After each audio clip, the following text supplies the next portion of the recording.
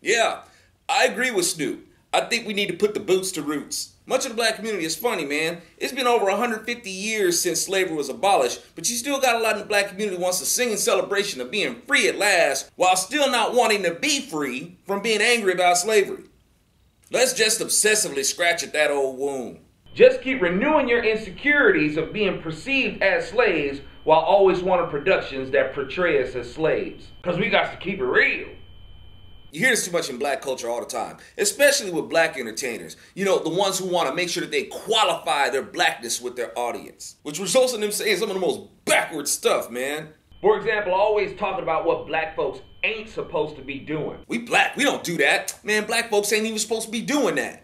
Black folks can't do this. Black folks ain't supposed to be doing that. And then turn around and get all mad and insecure because they think that other people think that we don't know how to do anything. Oblivious to the fact that they are the ones who are still speaking the language of the white Democrats who program black folks to think this stuff in the first place. They use this kind of language to keep black folks broken and enslaved.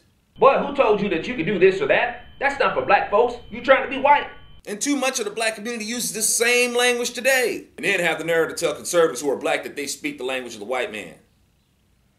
Snoop says he's tired of productions like Roots keeping us in the past. I agree. And that they just keep beating us over the head with this stuff. And yeah, he's right.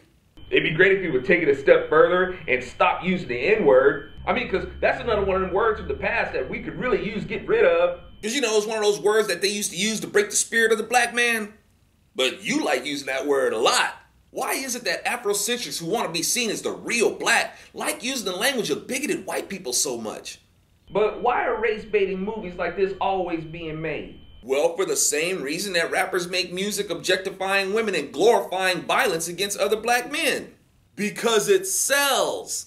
You make music that just repeats the N-word over and over so much, and then you get mad at white people for saying the N-word. Meanwhile, you made music that invited them to say the N-word while they're listening to your songs. But it sells, which means you're sellouts and totally sold out to the wrong thing. You complain about how the black community isn't moving forward, but you don't realize that you're the ones holding yourselves back.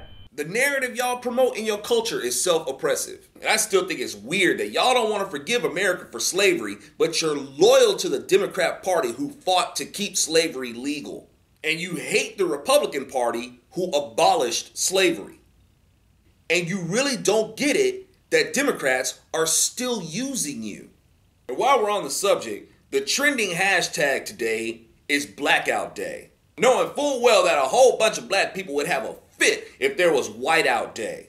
Well, every day is Whiteout Day. Well, the ones who appear to be making it that way is you. Because a lot of people really don't go on thinking that way. The ones bestowing that kind of power onto them is you. It's you who gives them so much power that any day could be White People Day without them even saying it. These black people who are doing this don't even realize that they live for white people every freaking day. They get up every day with white people on their mind. Oh, we're going to show that we're just as good as the white folks. We're going to show that we matter just as much as white folks. While being in denial that they covet their world and curse them at the same time. That's why there's that commandment, thou shalt not covet. It will bring you no peace, and murder tends to follow it. The power in being black, or any human being, is acknowledging that the Lord loves you enough for him to die for you. But this Afrocentric or any ethnocentric self-love is not healthy. Not only is it unhealthy, it's apocalyptically unhealthy. Dig 2 Timothy chapter 3 verse 1.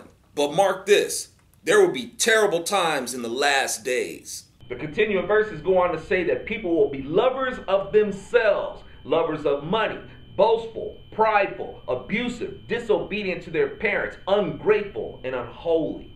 You love your blackness. You identify yourself with your blackness. The promotion of blackness isn't progressive for black people as a whole. It's profitable for some who profit off of you, like Booker T. Washington said they would.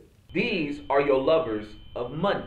Profiting off of pandering to you to be proud of yourselves for being black, while making you out to be a victim of being black. You don't see the self-eating snake there? You're empowered for being black. You're a victim for being black.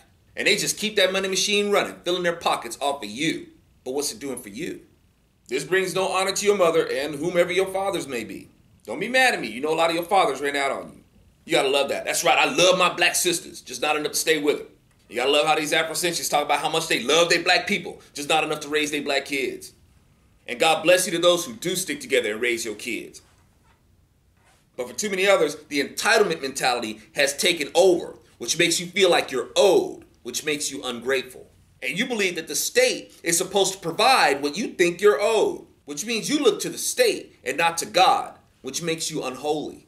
You're boastful and prideful. These things bring upon destruction. And what's been the most destructive force against the black community has been the black community. It's like too many in the black community carry on a phrase from their childhood. That phrase being, go get me something to beat your behind with. Too many in the black community actually go out and give their destroyers the power to oppress them with. And all your destroyer has to do to get you to do it is offer you some Kool-Aid. And of course the response I end up getting is I'm just trying to please these racist white folks. If I really wanted to support racist white folks, I'd be voting for Democrats and I'd be supporting abortion and I'd be all behind that genocidal campaign that they waged against us that have killed millions of us. But I don't do that. That's what you're doing. If I really wanted to please racist white people, I'd be voting for Democrats and supporting all the taxes and regulations that they want to put on businesses that make it really hard for them to hire you. But I don't do that. You do. There ain't no hate in the Zo Loft. The treatment here is tough love.